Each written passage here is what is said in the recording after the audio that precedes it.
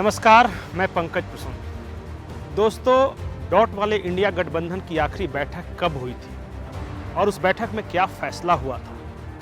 अगर आपको याद है तो आपको यह भी याद होगा कि उस बैठक में यह फैसला लिया गया था कि इंडिया गठबंधन के सारे दल मध्य प्रदेश में एक रैली को संबोधित करेंगे। आज उस रैली के बारे में कोई पता नहीं। मध्य प्रदेश में मुलायम सिंह यादव के बेटे अखिलेश यादव कांग्रेस से अलग हटकर चुनाव लड़ रहे हैं और हर दिन वो कांग्रेस को लेकर ऐसे तीखे बयान दे रहे हैं कि लग ही नहीं रहा है कि वो गठबंधन के साथ है। दूसरे गठबंधन के साथ ही कांग्रेस है।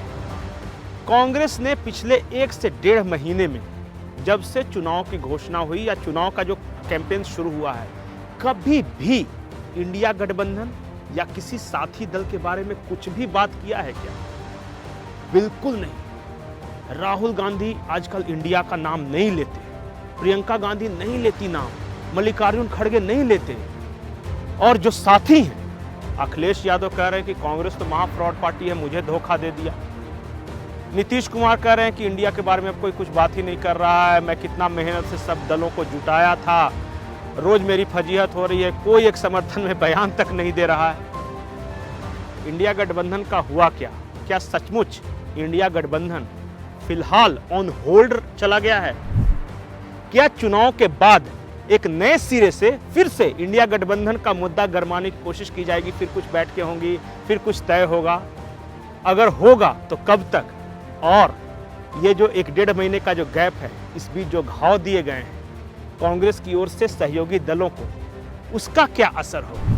इन तमाम विषय के बारे में हम आपको बताएंगे, लेकिन उससे पहले अगर आपने अब तक हमारे चैनल को सब्सक्राइब नहीं किया है तो सब्सक्राइब बटन पर जाकर सब्सक्राइब कर ले, इस वीडियो को लाइक कर ले और हाँ, बेल आइकन दबाना न भूलें। तो कहानी शुरू होती है। जो आखिरी बार बैठक हुई थी इंडिया गठबंधन की, वो मुंबई में, और उस बैठक में कुछ मोटे मोटे फैसले लिए गए थे। फैसले तो उस बैठक के बाद भी लिए गए थे कि 14 एंकरों की लिस्ट जारी की गई थी कि उनको बैकआउट किया जाएगा, लेकिन वो बैठक में फैसला नहीं था, वो बाद में किसी ने फैसला जुड़वाया। उस बैठक में यह तय हुआ था कि सारे दल एक रैली करेंगे मध्य प्रदेश में, लेकिन कांग्रेस के रणनीतिकारों को लगा कि कांग्रेस चाहे मध्य प्रदेश हो, राजस्थान हो या छत्तीसगढ़ हो या तेलंगाना में, यहाँ तो हम हैं सबसे बड़ी पार्टी और कोई गठबंधन दल तो यहाँ पे है नहीं, हम उनको अपनी हिस्सेदारी क्यों दें? दूसरी महत्वपूर्ण बात, जो कांग्रेस को लगा कि अगर इन 4-5 राज्यों में जहाँ चुनाव है, अगर हम 2-3 राज्य जीत जाते हैं तो हम बार्गेनिंग पोजीशन में आ जाएंगे। जब सीट का बंटवारा होगा तो हम अपर हैंड रहेंगे, उस वक्त हम बार्गेन करेंगे। अभी अगर करते हैं तो जो कांग्रेस की वर्तमान स्थिति है उसके अनुसार होगी। तो इस कारण से कांग्रेस की ओर से ऑन होल्ड पे रखा गया इस सारी बातों को, और इंडिया गठबंधन को लेकर जानबूझकर न कहीं चुनाव प्रचार में न ये। लेकिन इसकी सबसे बड़ी वजह एक ये है कि राहुल गांधी खास करके जो उनके सलाहकार हैं, वो इस तरह के आरोप लगा रहे हैं कि उनके सलाहकार कांग्रेसी लोग नहीं है। जो राहुल गांधी को सलाह दे रहे हैं वो लेफ्ट के हैं। सीताराम येचुरी आजकल उनके सबसे बड़े सलाहकार हो गए हैं। आप राहुल गांधी के लगातार भाषण देखें, अडानी ने ये किया, बड़े उद्योगपतियों ने ये किया, अंबानी ने ये किया, गरीबों को सताया है, ये सारे लेफ्ट की आइडियोलॉजी है जो कि राहुल गांधी के मुंह से बुलवाई जा रही है। कांग्रेस जो पार्टी थी, left of the centre party थी, खास करके आप इंदिरा गांधी के जमाने में देखिए, राजीव गांधी के जमाने में देखिए, आज भी जो पुराने कांग्रेसियों से पूछिए ना, क्या वो राहुल गांधी के जो तमाम बयान हैं उस पर उसकी सहमति रखते हैं? क्या शरद पवार राहुल गांधी के स्टैंड से सहमत हैं? क्या जो पुराने कांग्रेसी कमलनाथ हैं वो राहुल गांधी के उद्योगपतियों को लेकर दिए गए बयानों से सहमत हैं? क्या अशोक गहलोत सहमत हैं? क्या भूपेश बघेल सहमत हैं? इसका जवाब है एक बिग नो, नहीं। कांग्रेस के जो पुराने धुरंधर हैं वो बिल्कुल जो उद्योगपतियों को लेकर राहुल गांधी की बयानबाजी है उससे इत्तेफाक नहीं रखते हैं। इसलिए जब राहुल गांधी बोलते हैं तो वो अकेला बोलते हुए दिखते हैं। कांग्रेस का कोई दूसरा नेता बहुत ज्यादा अटैक नहीं करता, मल्लिकार्जुन खड़गे को छोड़कर। मल्लिकार्जुन खड़गे राष्ट्रीय अध्यक्ष हैं, उन बेचारे को सपोर्ट करना पड़ता है राहुल गांधी को, लेकिन वो भी एक मध्यम स्वर में करते हैं। जितना एग्रेसिव राहुल गांधी है उतना नहीं करते। राहुल गांधी ने पिछले 4 महीनों में 3-4 बड़े मुद्दे उठाए। एक कि अडानी को सब कुछ जा रहा है, आप बिजली का एक स्विच दबा देते हैं तो अडानी की जेब में जाता है। आज कह रहे थे कि आप गाड़ी में पेट्रोल भराते हैं तो अडानी की जेब में जाता है। पता नहीं क्या क्या हम करते हैं तो क्या क्या में अडानी की जेब में जाता है।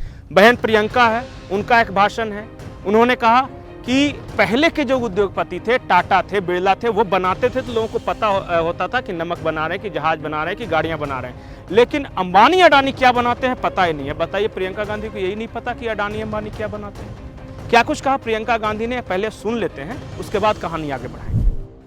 इस देश की संपत्ति ये लोग अपने बड़े बड़े उद्योगपति दोस्तों को दे रहे हैं।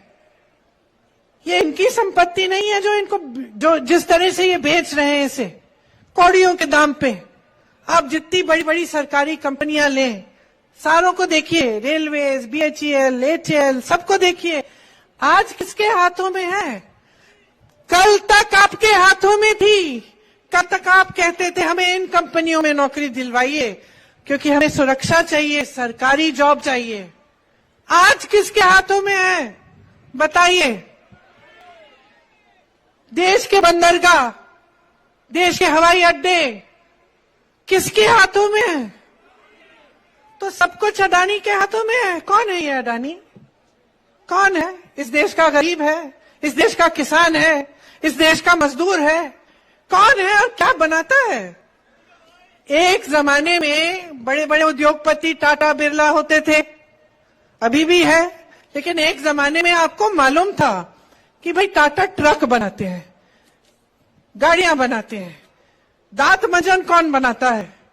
हम जब दुकान जाते हैं, बर्तन कौन बना रहा है? कपड़ा कौन बना रहा है? आप जानते थे कि ये बड़े बड़े उद्योगपति हैं, ये काम करते हैं और ये हमारी सुविधा के काम है। जो बनाते हैं वो चीजें हमारी काम आती हैं। आज बताइए जी, अडानी अंबानी जी क्या बनाते हैं? क्या बनाते हैं? कोई बताएगा क्या बनाते हैं? कोई बताएगा कितने मजदूर काम करते हैं इनके लिए? कितने जॉब देते हैं आपको? कोई बता सकता है? कुछ नहीं, आप बता नहीं सकते। कुछ बनाते नहीं है बहनों और भाइयों। जो आपका था वो ले लिया है, आपके लिए कुछ नहीं बन रहा है। और ये आपकी संपत्ति थी, ये आपकी संपत्ति थी जो आपके जेब में जानी चाहिए थी। तो ये थी प्रियंका गांधी, और हम बात कर रहे थे कि जो राहुल गांधी का स्टैंड है, क्या वो कांग्रेस का स्टैंड है? आखिर राहुल गांधी को समर्थन क्यों नहीं मिल रहा? राहुल गांधी ने ओबीसी का मुद्दा उठाया कि ओबीसी को अधिकार नहीं मिल रहा, दलित पिछड़ों को अधिकार नहीं मिल रहा। ये भी कहा जा रहा है कि लेफ्ट का ही ये एजेंडा था। उद्योगपतियों के बारे में जो राहुल गांधी बोल रहे हैं वो भी लेफ्ट का एजेंडा था। राहुल गांधी चाइना को लेकर जो भी कुछ बयानबाजी करते हैं, उनसे जो नजदीकी के आरोप लगते हैं, तो वो भी कहा जा रहा है कि ये कहीं ना कहीं लेफ्ट का है। तो क्या राहुल गांधी बिल्कुल कांग्रेस पार्टी की जो मूल विचारधारा है उससे हटकर ज्यादा लेफ्ट की ओर झुक रहे हैं?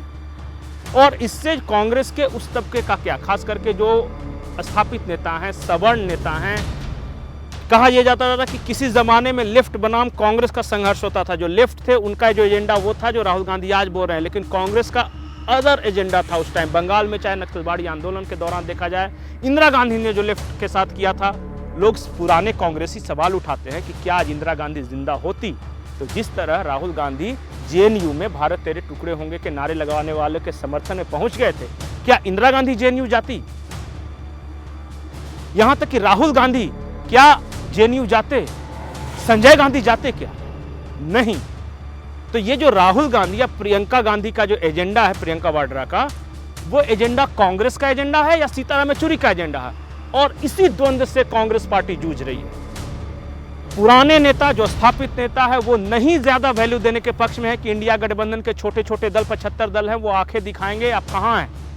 अपनी ताकत पे आप खड़े होइए, चाहे बिहार में खड़ा होना हो, यूपी में खड़ा होना हो, मध्य प्रदेश, राजस्थान, छत्तीसगढ़ में आप हैं ही, जो साउथ है वहां पे आपके पास स्कोप है, आप अपनी ताकत बढ़ाइए ना।